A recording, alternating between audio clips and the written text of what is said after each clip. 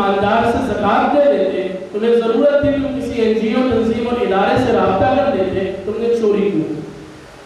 اب تم نے چوری کی ہے تو چونکہ سماج چوری کو برا تصور کرتا ہے اور سماج کو چوری سے بچانا ہے، اس لیے ضروری ہے کہ ہم تمہارے ہاتھ کاٹ دیں۔ اگر چوری ثابت تو ہاتھ کاٹا جائے گا۔ کوئی کہے کہ بھئی لاکھوں لوگوں کے ہاتھ کاٹ دیے جائیں گے، دنیا بھر میں ہزاروں لاکھوں لوگ چوری کر رہے ہیں، سب کے ہاتھ کاٹ دیے جائیں گے، یہ تو ہیومن رائٹس کا وائلیشن ہو جائے گا، حقوق انسانی پامال ہو جائیں گے۔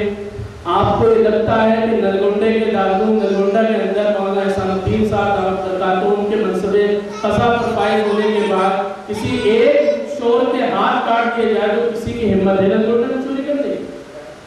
کوئی کرے گا؟ نہیں کرے گا، ڈر جائے گا۔ الایمان بین الخوف والرجاء، ڈرتے ہی انسان کے اندر کا ایمان زندہ ہو جاتا ہے۔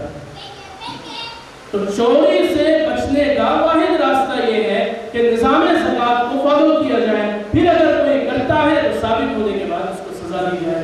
تو مذہب اسلام کے پاس سماج کو برائی سے بچانے کے ساتھ ساتھ اس کو اچھائی پر چلانے کا ایک دھاگا ہے، کسی اور کے پاس نہیں۔ زکوٰۃ کا حکم اور کہیں پر نہیں۔ ایک اور مثال سے اور واضح ہو جائے گی بات۔ یہ مسلمانوں پر، اسلام پر بہت دیرینہ اعتراض ہے اور پرانا اعتراض ہے کہ مسلمان قتل کرنے پر پھانسی دیتے ہیں اور زنا کرنے پر سنسار کرتے ہیں، یعنی جان دے دیتے ہیں۔ اور یہ کہا جاتا ہے کہ یہ جان دینے والی جو بات ہے یہ حقوق انسانی کا وائلیشن ہے، حقوق انسانی کو تلف کرنے کے مطابق ہے۔ اچھا، آپ یہ بتائیں، ایک چھوٹی سی مثال سے بات سمجھی جائے کہ اگر میری اپنی سگی بہن کے ساتھ اللہ نہ کرے کبھی ریپ کا کوئی واقعہ ہو جائے اور مجھے منصف بنا دیا جائے کہ تم جج ہو، تم جو چاہو فیصلہ کرو، تو میں زانی کو کیا سزا دوں؟ سزائے موت سے نیچے کوئی چیز ہو سکتی ہے؟ میں اپنے بھائی کی حیثیت سے اگر اپنے بہن کے بارے میں فیصلہ کروں تو کیا فیصلہ کروں گا؟ یہی فیصلہ کروں گا کہ اس کو سزائے موت دی جائے۔ اس کے نیچے یعنی سزائے موت کا مطلب یہ ہے کہ اس کا جو طریقہ، میرے اپنے والد کو یا میرے اپنے بھائی کو اگر کسی نے جان بوجھ کر قتل کیا اور مجھے جج بنا دیا گیا تو میں اس پر کیا فیصلہ کروں گا؟ قتل کا؟ خون کا بدلہ خون کا ہوگا کہ نہیں ہوگا؟ تو ہر انسان اگر اپنے آپ کو اس جگہ پر رکھ کر فیصلہ کرتا ہے تو اس کو یہی چاہیے کہ سامنے والے کو قتل کر دیا جائے، سامنے والے کو سزائے موت دے دی جائے۔ لیکن جب وہ اجتماعی طور پر دیکھتا ہے تو اس کے اندر یہ جذبہ آ جاتا ہے اور اس کو معاف کر دیا جائے۔ تو مذہب اسلام، دین اسلام یہ کہتا ہے، دین اسلام کا یہ فیصلہ ہے کہ سماج میں کوئی بھی شخص کسی کی بہن بیٹی کے ساتھ ریپ کو، زنا کو قبول نہیں کرتا۔ یہ شریف الطبع انسانی سماج کا مزاج ہے کہ کسی بھی عورت کے ساتھ زنا بالجبر یا زنا نہیں کیا جا سکتا۔ یہ ہے سب کے ذہن میں۔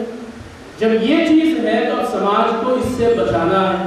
سماج میں اس سے بچانے کے لیے اس کا نظام بتا دیا گیا کہ اگر غیر شادی شدہ ہے تو اس کو 100 کوڑے مارے جائے اور شادی شدہ ہے تو اس کو سنسار کیا جائے۔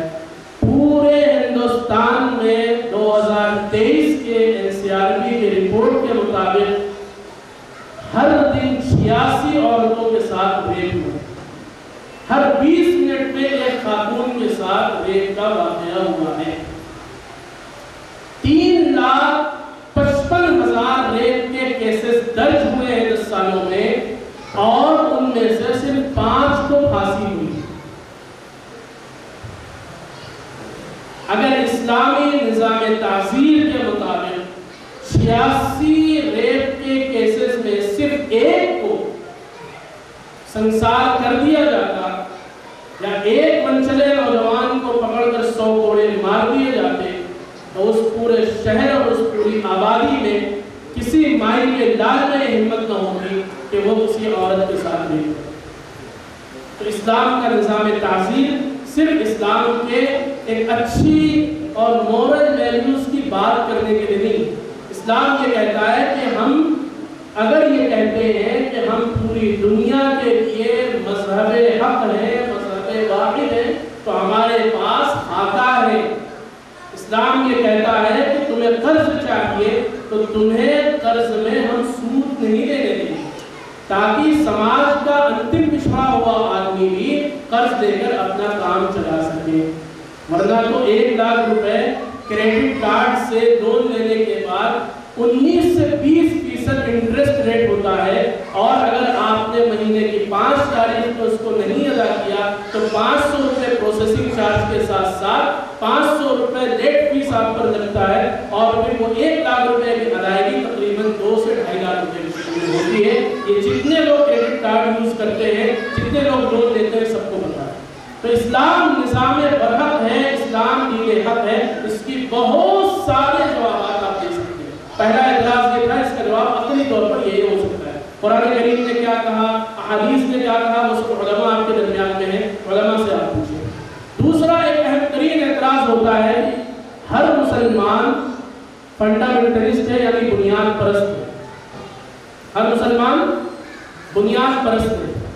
اچھا، فنڈامنٹلسٹ ہونے کا کیا مطلب ہے؟ بنیاد پرست ہونے کا کیا مطلب ہے؟ بنیاد پرست ہونے کا مطلب یہ ہے کہ اپنے جڑوں سے چمٹا ہوا ہو، اپنے مذہبی اور دینی تعلیمات کے ساتھ لگا ہوا ہو، اس سے الگ نہ ہٹے. تو میرے لیے تو فخر کی بات ہے کہ میں اپنے مذہبی تعلیمات سے ایک